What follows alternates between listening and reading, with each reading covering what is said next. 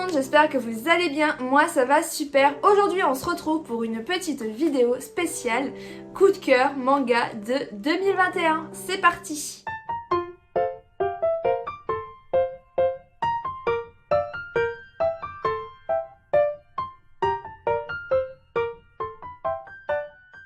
Alors j'ai sélectionné 5 petits mangas qui m'ont beaucoup plu, qui m'ont beaucoup marqué cette année. Très clairement, là on commence une nouvelle année, donc 2022, et j'ai très hâte de voir s'il y a des nouvelles pépites, de nouveaux mangas. Mais bon, pour l'instant, je vous montre ceux de l'année dernière. Donc en premier, c'est un isekai qui me tient énormément à cœur, c'est Hero's Kill de chez Delcourt Token. Donc pour l'instant, on a 5 tomes en France de sortie. Le tome 6, il sort ce mois-ci, donc du coup, il sort mercredi qui arrive, il me semble. Non, c'est mercredi prochain qui sort celui-là. J'ai très hâte de le lire. C'est vraiment une pépito, je l'adore. C'est un isekai assez original, vraiment. Je trouve qu'il a une histoire qui ne sort pas beaucoup du lot. C'est un isekai simplement efficace. Je vous explique tout de suite de quoi il parle. On va suivre du coup notre jeune héros qui va être invoqué du Japon à un nouveau pays et il va avoir la compétence achat en ligne. Donc il se dit qu'est-ce que c'est, à quoi ça peut me servir, etc. Donc le roi il lui dit clairement qu'il ne sert à rien, donc il va être en quelque sorte banni. En gros on lui donne de l'argent et c'est débrouille-toi, va-t'en hors du château tout simplement.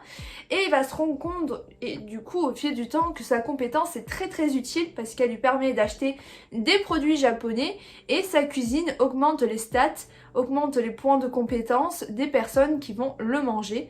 Donc du coup il va se retrouver avec des familiers, c'est assez marrant, on va le retrouver avec des slimes, des loups, donc des fenris, je ne sais plus le nom de l'espèce. Voilà, donc tout simplement, il va donner à manger à ces personnes. Les déesses vont accorder leur bénédiction à notre jeune héros en contrepartie de nourriture japonaise. Donc c'est assez marrant. Après, il n'y a pas vraiment trop de combats. Mais bon, l'humour, l'histoire, tout est bien. Donc c'était vraiment un gros coup de cœur. Je l'ai découvert en librairie, c'est un libraire de chez BDRama qui m'en a parlé, qui me l'a conseillé. Et je ne regrette absolument pas d'avoir suivi ses conseils. Ensuite, on va passer avec un petit shonen classico, c'est Tokyo Revenger de chez Gléma. Donc si c'est une nouveauté de cette année, oui, il me semble que c'est sorti cette année en 2021, en manga, en tout cas en France. C'est vraiment une série très appréciée partout, tout le monde en parlait. Je me suis du coup lancée il n'y a pas si longtemps dessus, il me semble que j'ai commencé en juin. Je pense que ça devait être en juin par là, vers ces moments. J'ai dû commencer Tokyo Revenger. J'ai découvert ce manga grâce à l'animé sur Crunchyroll, ADN, Wakamin, je ne sais jamais. Bref, j'avais commencé à regarder le premier épisode. J'avais trouvé l'histoire très intéressante, même si je ne suis pas fan des voyages dans le temps. Très clairement, ce n'est pas un sujet qui m'intéresse follement. Je n'aime pas trop ce genre d'histoire, mais je me suis laissée tenter par ce petit manga. Donc en voyant l'animé, ça m'a plu, ça m'a donné envie de savoir la suite. Le seul bémol, c'est que j'aimais pas trop les graphismes de l'animé. Oui, c'est pour ça que je me suis pas plus penchée là-dedans. Mais en librairie, j'ai lu du coup les mangas. Donc, à l'heure où j'ai commencé, ils avaient sorti le tome 6-7, un truc comme ça. Donc j'avais quand même un petit peu de large avant d'arriver au moment de la fin. Et du coup je demande à mon libraire un petit peu des conseils et il me dit que c'est super bien, que ça parle de voyage dans le temps, que ça parle de mafia, de gang, tout ce qui est bien à la bonne mafia japonaise. Ça c'est un sujet que j'apprécie beaucoup, j'aime beaucoup les œuvres dessus. Donc je me suis dit bon, il y a des choses que j'aime, il y a des choses que je suis moins fan, allez on va tester. J'avais pris le tome 1, oui j'avais pris que le tome 1 ou le tome 2, je ne sais plus. Je crois que j'avais pris les 2 premiers tomes il me semble. Parce que le vendeur m'avait dit qu'il fallait plutôt prendre les 2 premiers tomes au début.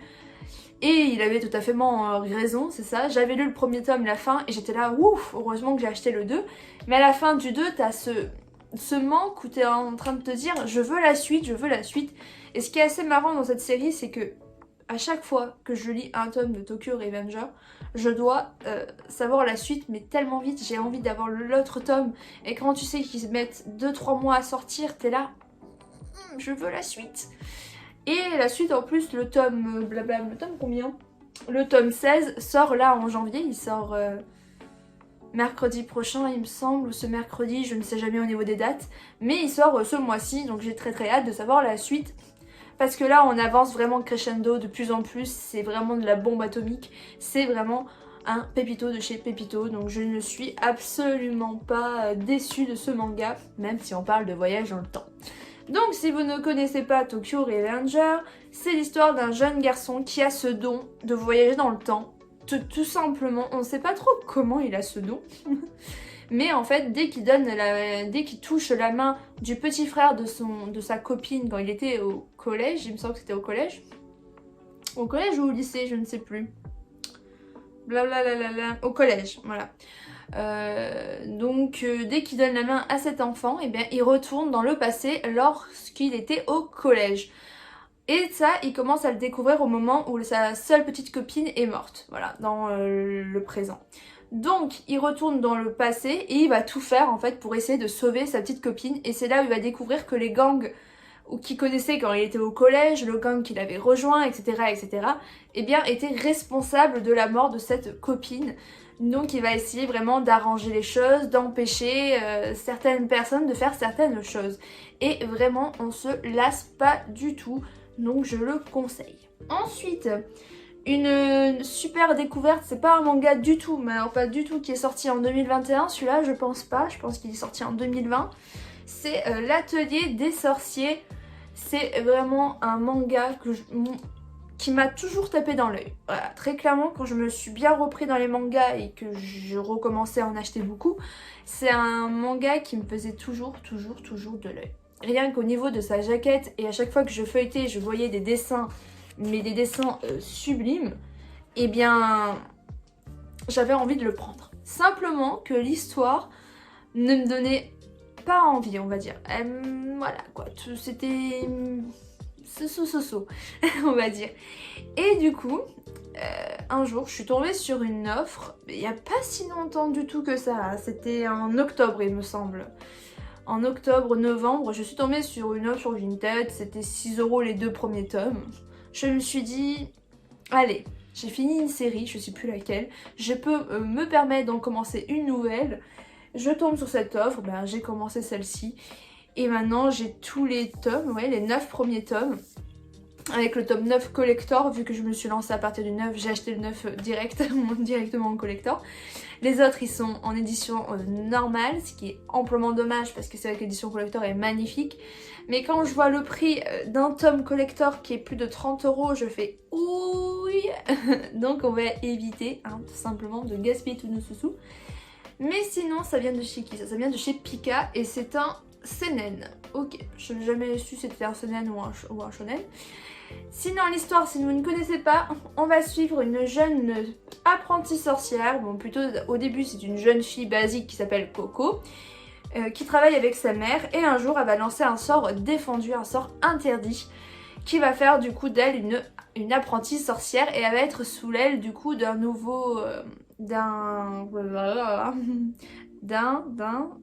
maître quoi, un sorcier maître, un sorcier qui va enseigner aux autres. Je perds mes mots, un enseignant quoi. Ils ont un nom mais je sais plus le nom. Ah, bref, c'est pas très grave. Voilà, elle va devenir apprentie sorcière, elle va apprendre avec son maître, elle va découvrir d'autres jeunes apprenties sorcières, elle va passer des examens, on va voir un petit peu comment elle évolue, mais aussi on va suivre de près la confrérie des capuchons et voir un petit peu qu'est-ce qui mijote avec la magie interdite, avec ses sorts interdits. Et pourquoi Coco est dans la ligne de mire. Et vraiment l'histoire est très intrigante et elle me donne beaucoup envie. Bon voilà, là j'ai lu les 8 premiers tomes, il me manque un tome à lire. Et je veux la suite très vite et je sais pas quand c'est qu'elle sort. Ensuite, un autre manga que j'ai découvert en même temps que l'Atelier des sorciers, en plus c'est vrai, c'est en même temps que j'ai découvert. Et celui-là, je peux vous dire que j'ai acheté les 8 tomes, 9 tomes, 9 tomes, 9 tomes il me semble. J'ai acheté les 9 tomes en même pas un mois et demi, tellement que j'ai été fan de cette série. C'est Valkyrie Apocalypse. Donc j'ai acheté les 4 premiers tomes sur Vinted. C'était une bonne affaire, c'est pour ça aussi que je les ai pris. En fait, clairement, j'ai vu la bonne affaire, je me suis dit, allez, je veux cette série depuis un moment, vas-y, j'achète. C'est chez Kiyun, c'était un seinen et je l'ai découvert en animé, donc je l'ai découvert sur Netflix. J'ai regardé le premier épisode, j'ai vu que l'histoire avait un très très gros potentiel. Et problème toujours, franchement, à chaque fois dans les animés en ce moment, c'est ça. Les graphismes, version 3D bizarre, une horreur pour mes yeux, une horreur. Du coup, ben, j'ai pas regardé. Et je me suis dit, ben, tant pis, c'est pas grave. Et là, en me baladant en librairie, je vois le manga et je me dis, mais c'est bizarre, ce titre me dit quelque chose. Et à chaque fois que je le voyais, je me disais, c'est bizarre, ça me dit quelque chose. Jusqu'au jour où, enfin, je me dis, bah tiens, on va feuilleter, on va lire le résumé. Et je me dis, mais tiens donc, c'est l'animé que j'avais essayé de regarder. Donc ni un ni deux, je me dis bon, je vais essayer de commencer sur Vinted parce que sur Vinted, quand tu commences une série, je trouve que c'est vraiment le bon plan. Bref. Et du coup, bah, j'ai commencé et bah, c'est trop bien et c'est vraiment une belle pépito. Donc si vous ne connaissez pas, c'est l'histoire, en gros, d'un combat entre les dieux et les humains. Donc le début du tome 1, ça commence lors d'un grand conseil où tous les dieux de la mythologie grecque, de tout ce qui est égyptien, indien, bref, vraiment nordique, tous les dieux sont rassemblés ensemble et ils font un petit conseil sur est-ce que les humains meurent ou est-ce qu'on les laisse vivre encore 1000 ans. Donc débat, etc., etc. Et les dieux du coup décident de les tuer parce que tout simplement c'est des pollueurs, ils ne servent à rien, bref, voilà quoi, leur vie, voilà. Et là, pour protéger les humains, on a les Valkyries qui arrivent, donc normalement elles sont 13, et là on a une qui arrive et qui commence un peu à proclamer qu'elle aimerait le Ragnarok, voilà, j'avais zappé le nom, qu'elle voulait lancer le Ragnarok pour laisser les humains avoir une chance de rester en vie. Donc, les dieux sont en mode mais on s'en fiche, etc. Donc elle commence un petit peu à les chauffer en leur disant oui, vous avez peur et tout. Donc en gros, eh bien, le Ragnarok aura lieu et en fait c'est 13 humains qui vont défier 13 divinités. Et c'est assez bien mené, en plus les personnages c'est super bien, on découvre des nouveaux dieux, on découvre des persos, des personnages humains et tout. Par exemple le premier combat ça va être Thor contre un guerrier chinois qui a vraiment existé, en plus c'est ça qui est bien, je ne vais pas retenir tous les noms. Après on a eu Zeus contre Ève, pas Ève, contre Adam, excusez-moi, Adam, oui, le premier homme. On a eu Jacques l'éventreur contre Héraclès, il me semble, le dieu nordique. Après on a eu quoi d'autre? On a eu Poséidon contre un autre chinois samouraï. On a eu, là je suis sur un autre combat, c'est un hindou, un dieu hindou, contre un comment il s'appelle? Un sumo. Contre un sumo. Donc j'ai hâte de voir un peu qui va gagner. Et là le tome 10 il sort ce mois-ci ou le mois de février, je ne sais plus, mais il sort bientôt, donc j'ai très très hâte de savoir un petit peu qui va gagner le combat. Et pour l'instant, on est 2 victoires chez les dieux et 1 victoire chez les humains. C'est ça. Oui, c'est ça. Voilà. C'est ça. Non, du coup, ben, c'est vraiment pas mal du tout. Je le conseille à 1000%. Et pour finir cette petite vidéo, est-ce que en commentaire vous savez de quoi je vais parler? Évidemment, bah oui, évidemment un isekai emblématique, mon gros chouchou de l'année 2021, ma plus grosse découverte, mon amour pour tout ça, c'est évidemment, c'est moi quand je me réincarne en slime. Je suis obligée de parler de ce manga, je suis obligée de parler de cette pépito de chez Pépito. Très clairement, c'est de chez Kurokawa. Il y a à l'heure actuelle 18 tomes 17 hein. Il me semble 17 tomes. Je n'arrive pas à voir, j'ai une figurine qui m'empêche de voir. Mais normalement oui, on est à 17 tomes. Oui, si je dis pas de bêtises. On est au tome 17 et on a pour l'instant 2 saisons en animé sur Crunchyroll, ADN, etc. etc. Et c'est vraiment juste trop bien. C'est vraiment un manga, il n'est pas sorti en 2021, il me semble qu'il est sorti plus tôt. Mais moi je l'ai découvert en 2021. Mais à chaque fois que je voyais ce manga, je me disais mais qu'est-ce que c'est? Mais ça a l'air trop nul, mais gna gna gna. Genre vraiment j'étais une grosse mauvaise langue, mais de fou. Jusqu'au jour où je tombe sur l'animé. Mais j'ai jamais, mais vraiment, en plus j'en ai parlé dans plein de vidéos de moi quand je regarde un ensemble, de toute façon j'en parle tout le temps de ce manga à force. Mais vraiment, quand je l'ai vu, j'ai eu ce coup de cœur, ce truc de waouh! Et c'est vraiment, mais tellement bien, je veux tellement la suite.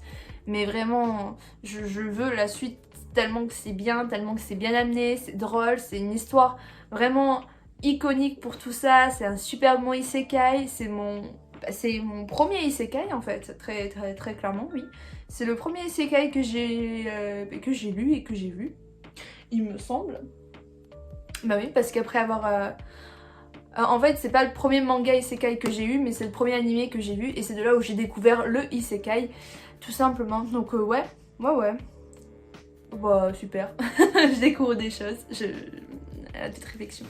Si vous ne connaissez pas ce manga, c'est tout simplement l'histoire d'un jeune homme qui va se faire assassiner au Japon et qui va être réincarné en slime dans un autre monde fantastique et qui va devoir du coup survivre, découvrir un peu le monde, développer ses compétences et on va le voir du coup créer un monde basé pour les monstres et accueillir les humains, fonder une sorte de ville où tout le monde sera ensemble.